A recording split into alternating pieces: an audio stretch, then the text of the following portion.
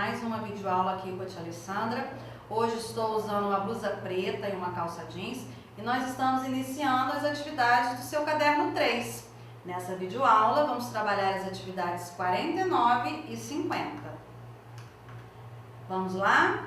Atividade 49 traz esse texto aí. Uma tirinha de um gato muito engraçado, conhecido, né? O Garfield.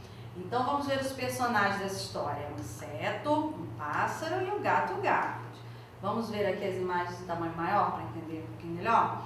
Então estão os três aí, um olhando um para o outro e pensando. O inseto pensa, eu sou um inseto. O pássaro, eu como insetos. E o Garfield, olha a carinha do Garfield, eu como pássaros. No segundo quadrinho, o inseto viu que o Garfield comeu o pássaro, né? A gente também pode perceber que a gente está vendo ali só as peninhas do pássaro, a boquinha do Garfield cheia, e ele comenta, ele acha que o Garfield é o herói, meu herói, ele acha que o Garfield é o herói. E aí o que acontece no terceiro quadrinho? O Garfield não perde tempo, já dá uma patada para comer ele também, né? E o que significa essa palavrinha aí? Stomp, né? Significa o quê? O som da patada do Garfield no inseto. É um recurso muito utilizado nas histórias em quadrinhos chamado onomatopeia. Outro recurso também utilizado nessa história foram os balões, só que nessa a gente só viu esse balão aí. Qual o nome desse balão? O balão de pensamento. Bom, a tirinha que a gente leu, ela está representando a relação que existe entre os seres vivos na natureza, né? Um serviu de alimento para outro, o inseto serviu de alimento para o pássaro e o pássaro ali foi o alimento do gato. Como é que se chama essa relação? A cadeia alimentar. Nós já vimos esse assunto em outras atividades. Vamos relembrar? Quem faz parte de uma cadeia alimentar? A cadeia sempre começa com um ser vivo que produz o seu próprio alimento, que é o produtor, geralmente são uma planta, uma alga, que servem de alimentos para outro ser vivo, um animal, que são os consumidores. Os consumidores se alimentam de plantas ou de outros animais. E todos os seres vivos da cadeia alimentar, os restos de todos os seres vivos, são alimentos de fungos e bactérias, que são chamados os decompositores. Bom? Então, relembrando, o sol é a fonte de energia para a planta produzir seu alimento. Os produtores servem de alimentos para os consumidores. E os consumidores, por sua vez, para outro consumidor. E todos eles servem de alimentos para os decompositores. Aí nessa atividade aparece uma outra tirinha do Garfield. O dono dele fala assim, você está muito gordo. E o Garfield com uma cara de preocupado, estou ouvindo. Quero que você perca peso, ouviu bem? Alô. Ei, aonde vai? A um planeta cuja gravidade seja menor. Garfield não deu a mínima ideia para o que ele pediu, né? Bom, qual foi o instrumento que o dono utilizou para medir o peso, a massa do Garfield? Foi a balança, né? E através dela nós medimos a massa. E quais são as unidades de medida de massa que nós medimos? Ó, 1 miligrama, o grama, o quilograma e a tonelada. 1000 miligramas equivalem a 1 grama. É usada para coisas bem levinhas. Aí alguns exemplos, ó. 1000 gramas formam 1 quilo. Geralmente a gente usa essa medida para os alimentos, pessoas, alguns animais. E 1000 quilos formam 1 tonelada, tá? Para coisas bem pesadas, animais bem pesados, veículos. Então aí na sua atividade vocês vão distinguir qual unidade de medida é usada nos exemplos que tem aí. Aí para terminar a atividade 49, vocês vão criar uma tirinha bem engraçada, imaginando e desenhando o Garfield fazendo uma dieta para perder o peso e o que aconteceu quando ele subiu na balança para ver se conseguiu emagrecer. Tá? Depois você mostra a sua tirinha para um colega aí da sua turma, para sua família, capricha aí nos desenhos, tá bom?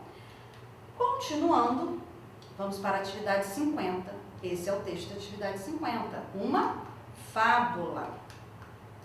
E quem são os personagens dessa fábula?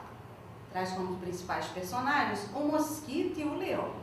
Então ela traz a história de um mosquito que desafiou o leão, ele realmente conseguiu, ele ficou alegre, vaidoso, porque ele conseguiu vencer o leão, só que lá no final da história, vocês vão ler aí, que ele acaba virando alimento de um pequeno inseto.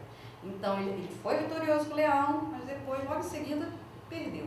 E aí a moral dessa fábula, nem sempre são invencíveis os vitoriosos. Toda fábula termina com a moral. Essa é a moral da fábula do mosquito e o leão. Leiam aí com bastante atenção, tá bom?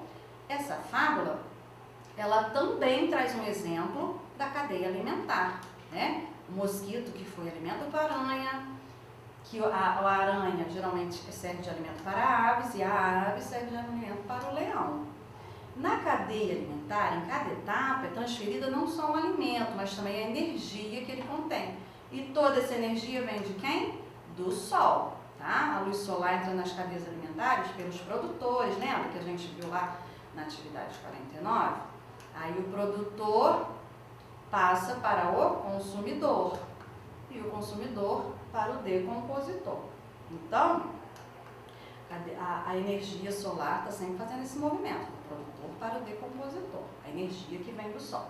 Aí, nessa atividade, tem a imagem de seres vivos para vocês construírem uma cadeia alimentar.